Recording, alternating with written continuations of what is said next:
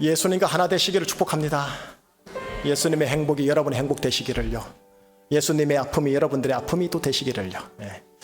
자, 오늘 우리에게 주신 하나님의 말씀 속으로 이제 들어가 봅시다. 오늘 말씀은 베드로전서 시리즈 6번째 시리즈 설교 순서대로요. 3장 1절에서 7절입니다. 베드로전서 3장 1절에서 7절입니다.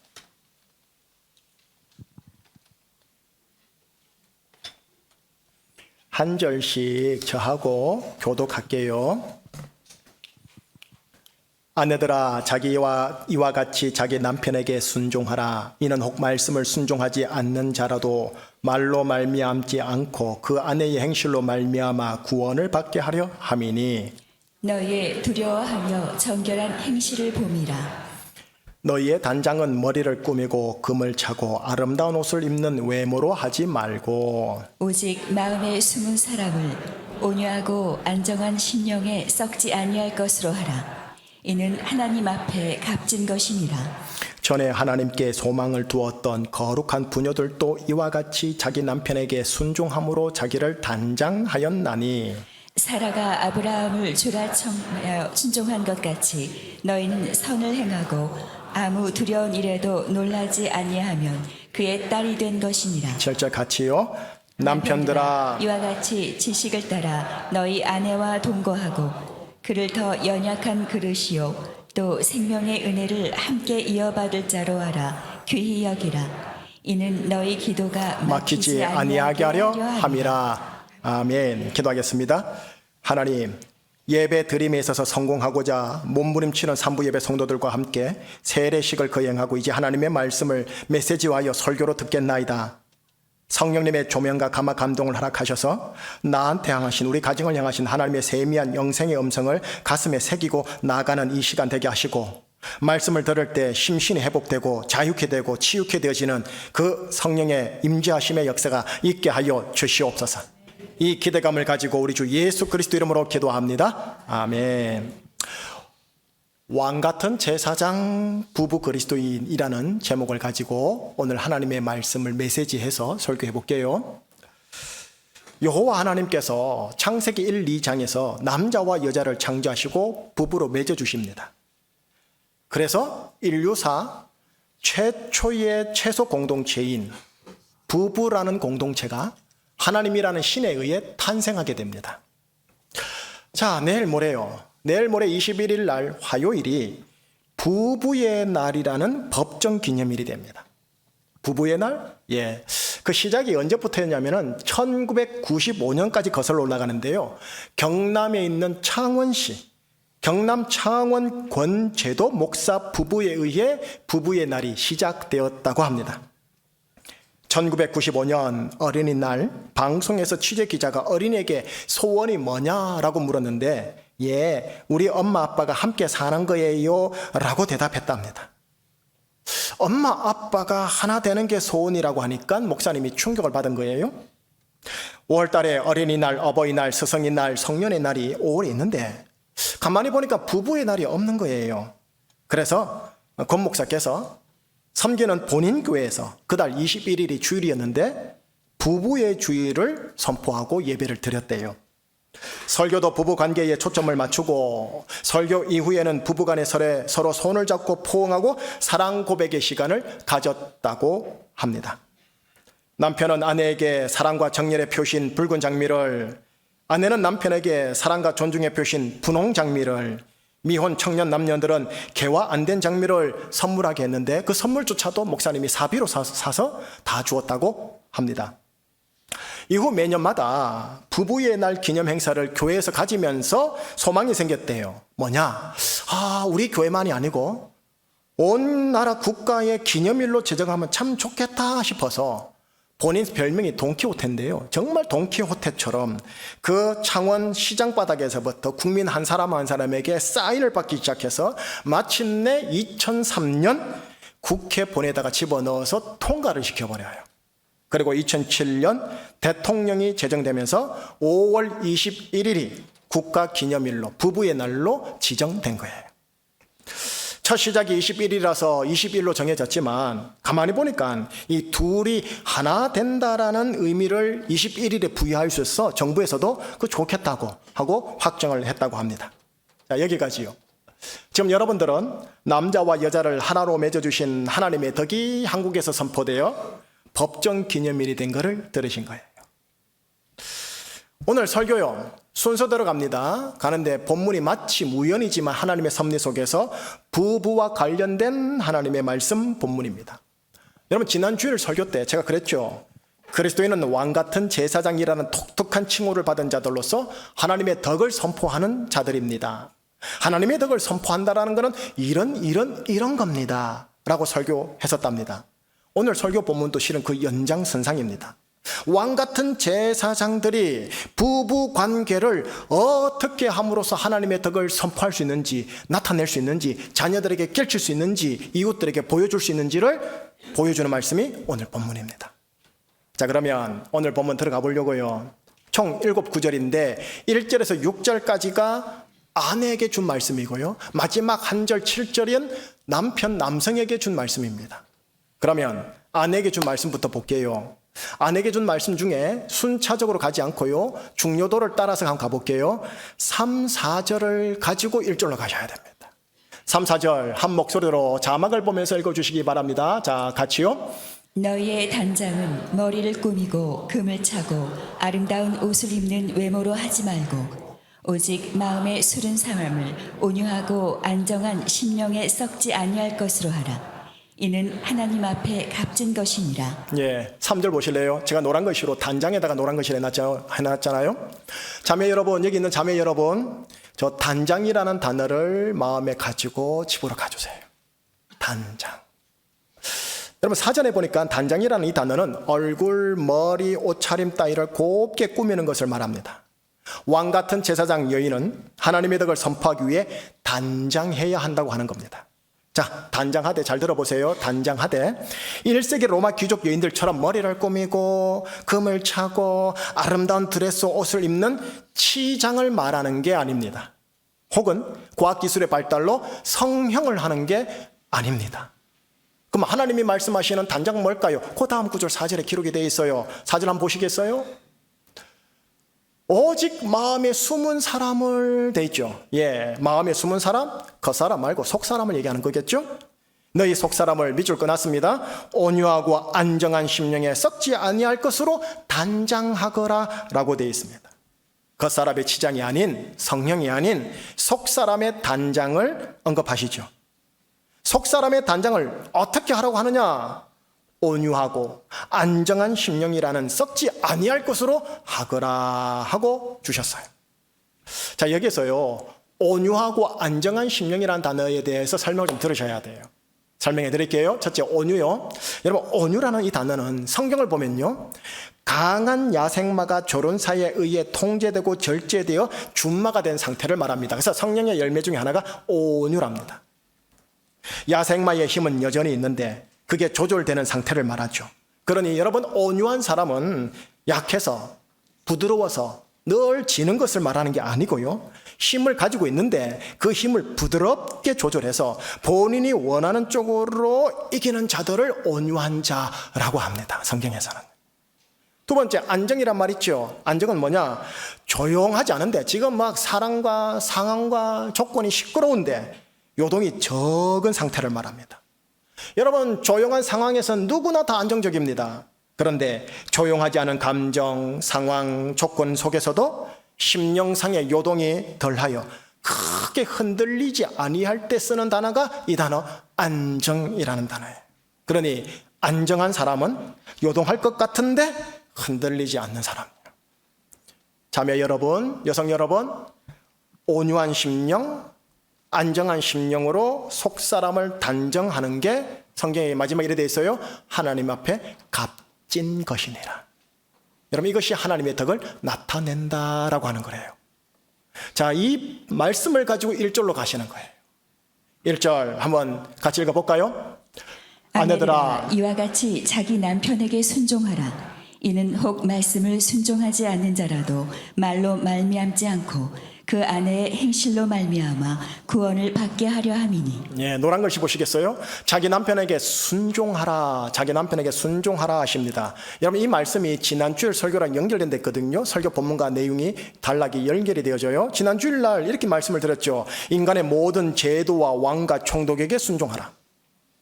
그런 말씀 들었어요? 바로 이어서요. 선하고 관용하는 주인만 아닌 까다로운 주인에게도 순종하라. 들으셔요? 그 연장선상으로 오늘 본문에서 그리스도인 여성들에게 너의 남편에게 순종하거라 라는 말씀을 해줘요. 왜요? 착해서요? 군자라서요? 성인이라서요? 아니요. 그게 아니고 온유하고 안정적인 심령으로 단장된 그 아내의 행실로 말미암아 그 남편이 구원을 받게 하기 위해 순종하거라. 그래서 구원은 영혼 구원만을 얘기하지 않아요. 성화되는 것, 온전케 되는 것, 통틀어서 그 남편이 그렇게 구원받도록 네가 그렇게 순종하거라 하셔요. 정리해 드릴게요. 정리는 자막으로 나와요. 왕 같은 제사장 그리스도인 여성들이여, 화려하게 외모를 치장하는 대신 속 사람을 온유한 심령, 안정한 심령으로 단정하거라. 이 단장함으로 남편에게 순종하여 너의 남자를 구원하고 성화하고 온전케 할 수 있는 통로가 되거라. 이것이 하나님 앞에서 값진 것이니라 라고 말씀하시는 거예요. 자, 여성 여러분, 적용해 볼게요. 지금 같이 사는 남편요, 지금 같이 사는 남자랑 이 이후로 이혼하지 아니할 거라면, 내가 예수님 때문에 이혼하지 아니할 거라면 그 남자에게 이 여자 참 쉽지 않은 여자구나를 보여주셔야 합니다. 무슨 말이냐? 연약한 것 같은데 남편이 나에게 지지 않고 자기 실속 챙기고 자기 뜻대로 해내네? 이를 성경에서는 온유라고 합니다. 요동할 것 같은 상황인데 저 여인 흔들림이 덜하네? 이거를 안정이라고 합니다. 이런 온유와 안정을 자기 이미지로 구축해서 만드시라는 거예요. 하나님 앞에 값진 속사람의 단정함으로 남편을 대하시라는 거예요. 근데 이게 가만히 보니까 비단 남편뿐만이 아닌 거예요.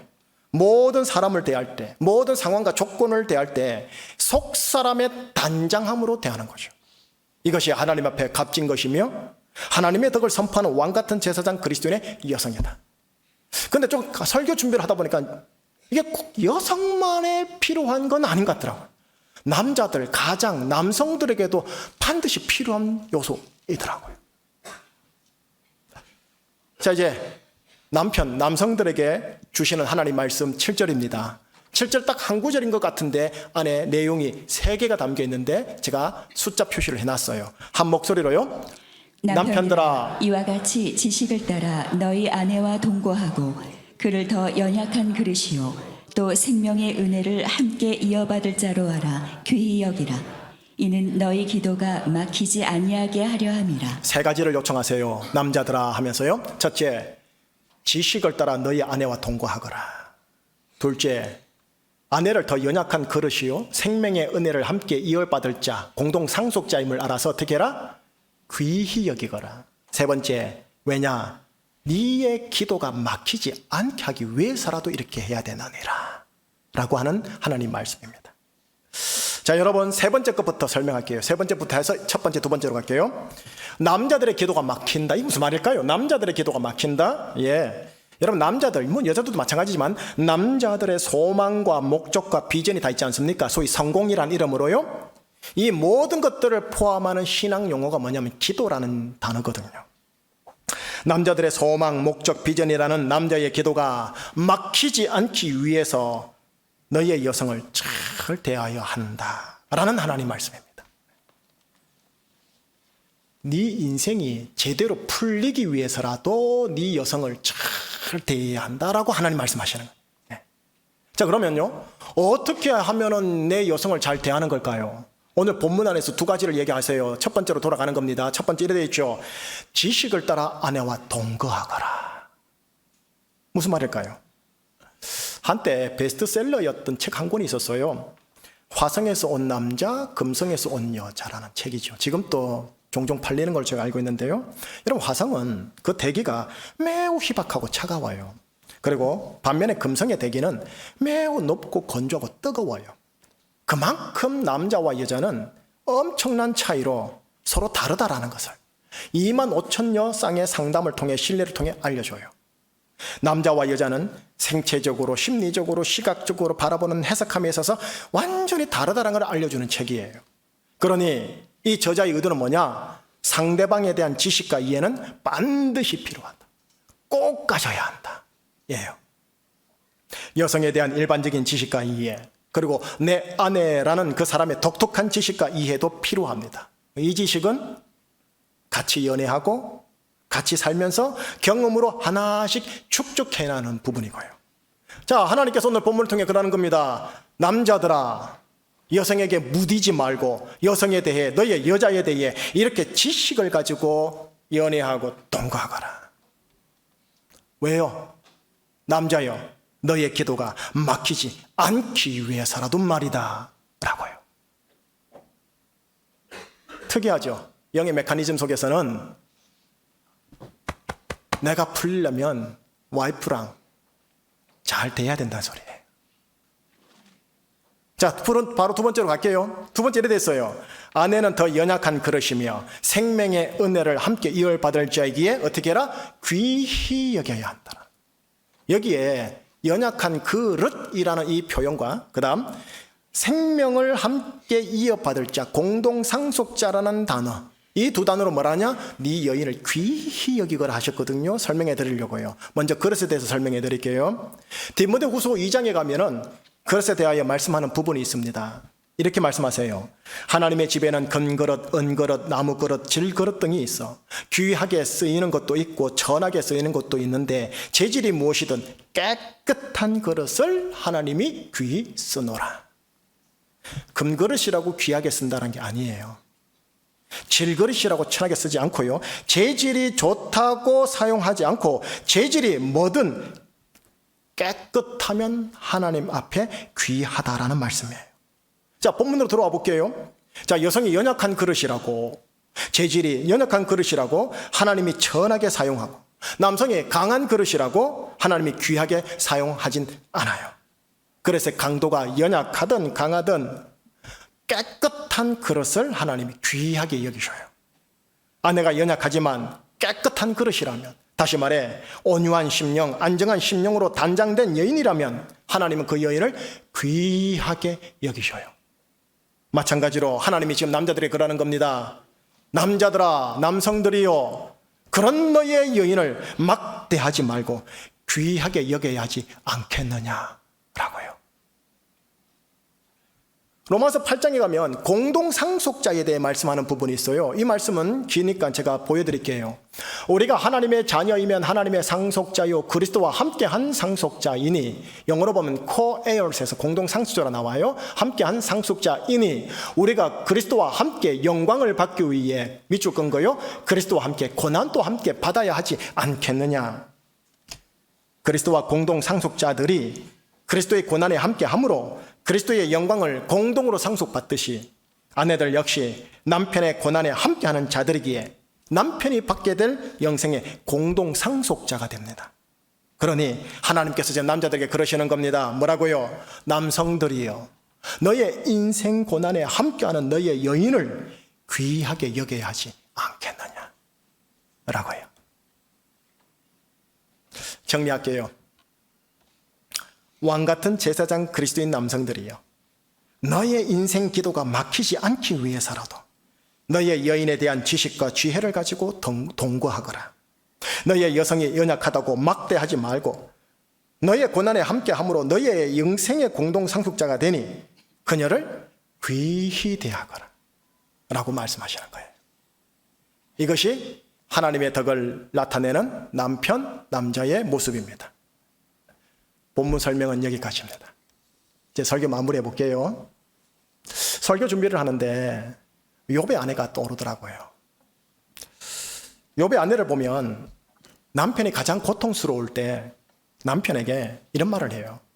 마 하나님을 욕하고 죽으라고 하고 남편을 저버려요. 제가 육신적으로는 이해가 되어져요. 워낙 그 고통이 엄청 심했기 때문에. 근데 안타까운 거죠. 이게 실제로 이혼으로 져버린 건지 심리상으로 져버린 것인지 모르겠지만 져버린 건 맞아요. 자, 여기 계신 성도 여러분, 자매님들, 여러분들의 남자들 앞에서 또 모든 상황 속에서 하나님께 값진 그 온유한 심령, 안정한 심령으로 내적으로 단장하면서 그 단장함으로 나의 남자들과 나의 모든 상황을 욥의 아내처럼 저버리지 말아주시기를 남자로서 여러분의 남편을 대표해서 말씀에 근거해서 부탁해 봅니다. 저버리더라도 이해하고 저버리더라도 비판하고 헤아리진 않겠지만 욥의 아내는 되어주지 마시고 대신 내적 단장함으로 무장하여 그 남편 구원하는 일에 여러분이 쓰임받는다면 하나님의 눈에 값진 것이다 라고 한답니다. 부담스러운 줄 압니다. 하나님 말씀인 걸 어떻게 하겠어요? 중국에 가면 중국 후한을 재건한 광무제라는 왕이 있어요. 그에게 성홍이라는 신하가 있는데 위엄, 자태, 덕행, 재능이 남다른 신하입니다. 왕에게 누님이 한 분 계세요. 홀로 된 왕의 누님 공주가 이 성홍이라는 신하를 흠모했어요. 왕이 신하에게 떠보았죠.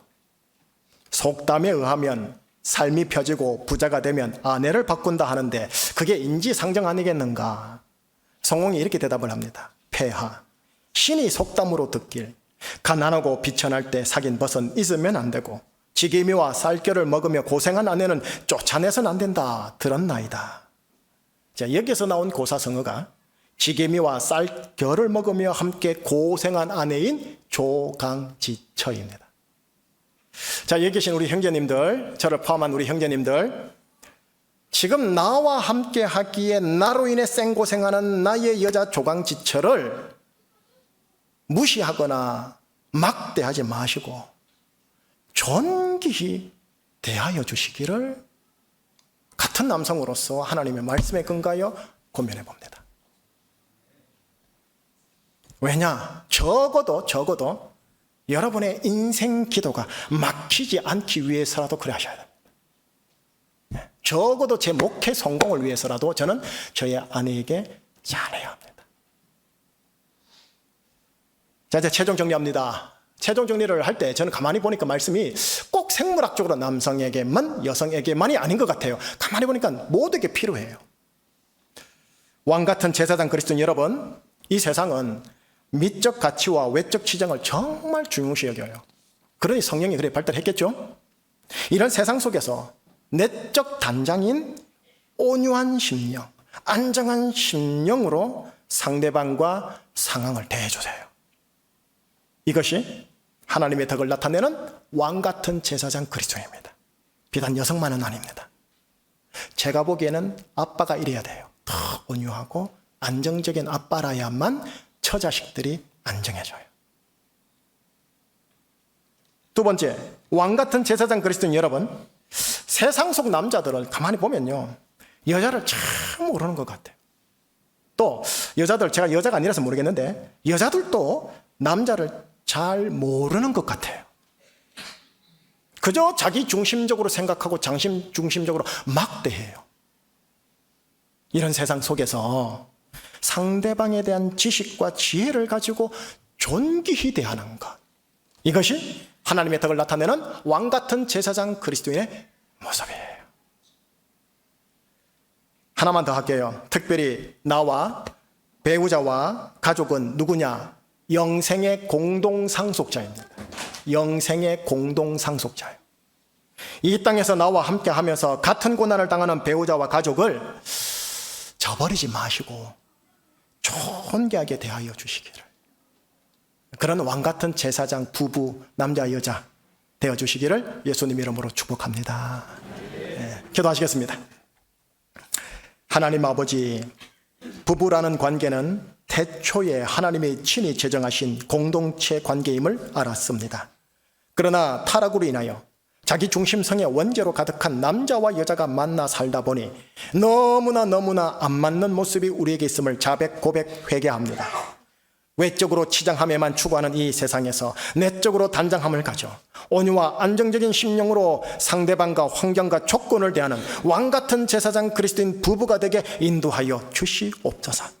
상대방에 대한 지식과 지혜를 따라 귀히 대할 줄 알며 또 영생의 공동 상속자임을 알고 고생의 광야 여정에서 서로를 귀하게 대할 줄 아는 왕같은 제사장 부부 가족 되게 하여 주시옵소서.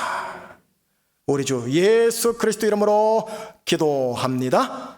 아멘. 자, 이 찬양 함께 불렀으면 좋겠습니다. 여러분의 심령 속에 예수님이 주시는 행복으로 가득하기를 바라는 마음으로 이 찬양 고백 올려드릴게요. 화려하지 않아도 정결하게 하는 삶.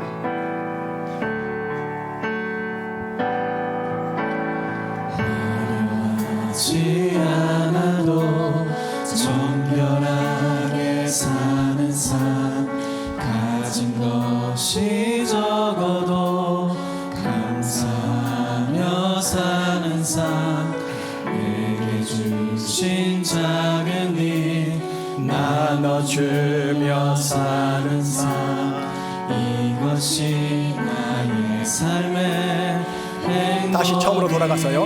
화려하지 않아도 정결하게 하는 삶. 하지 않아도 정결하게 사는 삶, 가진 것이 적어도 감사하며 사는 삶, 내게 주신 작은 일 나눠주며 사는 삶, 이것이 나의 삶의 행복이라. 이것이 행복. 이것이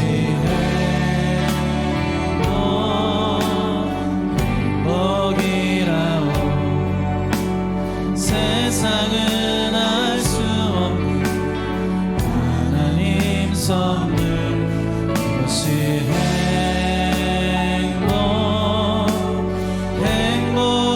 행복이라오. 하나님의 자녀로 살아가는 것, 이것이 행복이라오. 눈물 날 일 많지만 기도할 수 있는 것. 일 많지만 기도할 수 있는 것, 너무나 일 많으나 주를 위해 참는 것, 짧은 작은 삶 주 뜻대로 사는 것, 이것이 나의 삶의 행복이라고. 이것이 행복이라. 이것이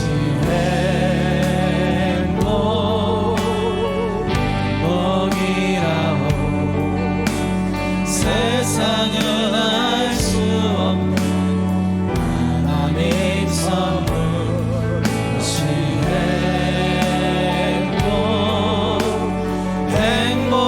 행복이라오.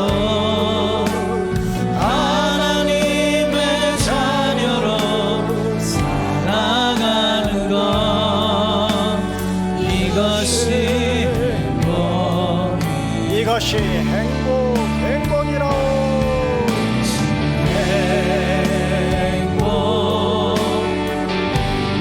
행복이라오.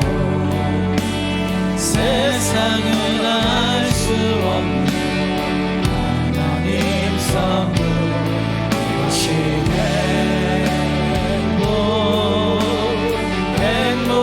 행복이라오. 하나님의 자녀로 살아가는 것, 이것이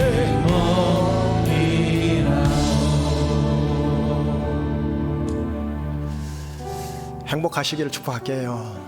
행복하시기를. 예. 이런 우스갯소리에 참 저 공감해요. 인생 부부와 로또의 공통점이 뭐라고요? 안 맞는 거. 여러분, 제가 여러분들에게 로또 사지 말라고 몇 번 그러는 거 아시지요? 근데 제가 로또를 몇 번 사봤거든요. 예, 지금 말고. 여러분, 진짜 안 맞아요. 매번 안 맞아요. 매주마다 안 맞아요. 부부가 꼭 그런 것 같아. 근데 저 심리 하나 깨달은 게 있어요. 뭐냐면 로또를 꼭 사는 순간 있죠. 사가지고 그 토요일 저녁까지요, 소소한 행복이더라고요. 아, 이번엔 맞을 거야. 이번에는 5,000원짜리는 되겠지. 맞을 게 있을 거야. 부부와 같이 살면서 하나씩 맞아 떨어지게 가는 거 있잖아요. 그게 소소한 행복 같아요. 그래서 설교 끝나고 나서 로또가 생각나면서 이 행복 찬양이 떠오르더라고요. 하나님의 자녀로 살아가는 것, 우리 가정의 가족으로 살아가는 것 행복이라오. 네, 이렇게 행복하시기를 축복하는 거예요. 평생 공사 아닙니까? 평생 공사인데, 그죠? 설교 정리 한번 해볼게요. 이렇게 정리를 할게요. 오늘 말씀에 근거해서 우선 여성 여러분들, 외적 치장이 아닌 내적 단장함요. 하나님께서 이 내적 단장함을 요청하시네요. 온유하고 안정한 심령요. 이게 하나님 앞에 귀한 거래요. 근데 제가 가만히 보니까 저희 가정에서 제가 이게 더 필요하더라고요. 참 온유해야 되고, 참 남편이, 아빠가 안정이어야 된다. 든든하게 이게 흔들리지 않아야 된다는 걸 제가 알게 된 거예요. 두 번째, 남성 여러분, 상대방에 대하여, 내 아내와 자녀에 대하여 지식을 가지셔요. 막대하지 마세요. 무식하게 대하지 마세요. 무시하지 마시고요. 지식을 따라 귀히 여겨주세요. 귀히. 그래야 남자의 성공이 막히질 않아요. 이 제 얘기 아니잖아. 기복주의 아니잖아요. 하나님 말씀 그 자체잖아요.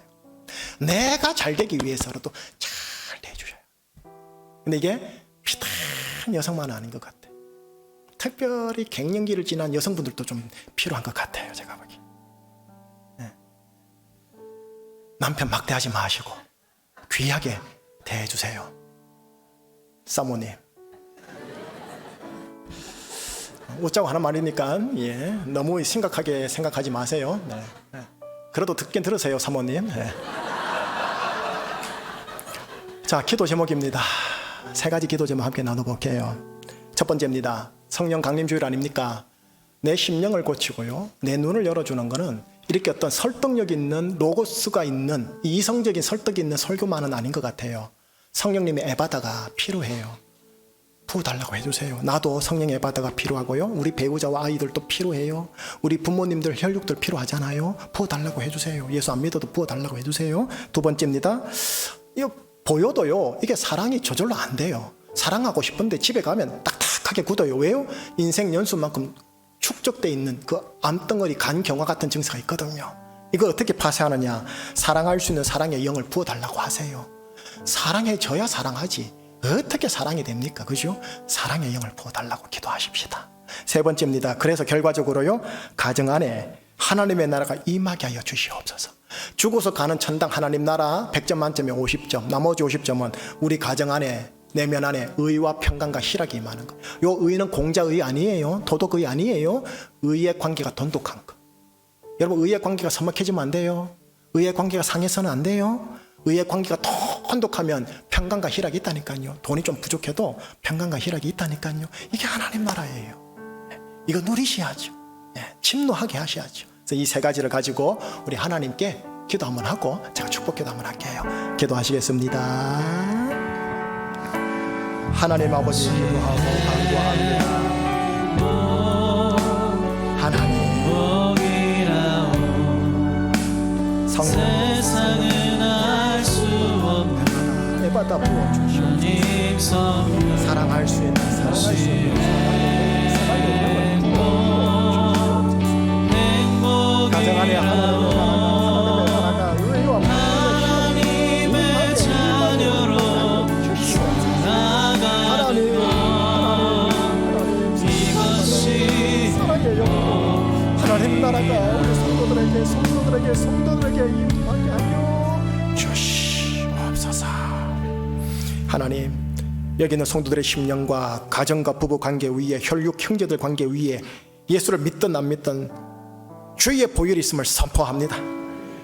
주의 보혈이 막 밑으로 툭툭 떨어지더라도 일단 보혈을 쏟아 붓습니다. 보혈이 차고 넘쳐서 보혈의 촉촉한 기경이 되어서 성령의 에바다의 역사가 이제 가정 안에서 터지게 하여 주시옵소서. 사랑의 영이 부어지게 해주시되 가랑비 어쩌지만 소낙비로 사랑의 영의 담비를 부으사 사랑으로 하나가 되어 하나님의 나라 의와 평강과 희락이 조금씩 수치가 회복되고 지경이 확장되어지는 귀한 성도들의 가정, 부부관계, 하나님이 형제들 관계 되게 하여 주시옵소서. 우리 주 예수 그리스도 이름으로 감사하며 기도합니다. 아멘.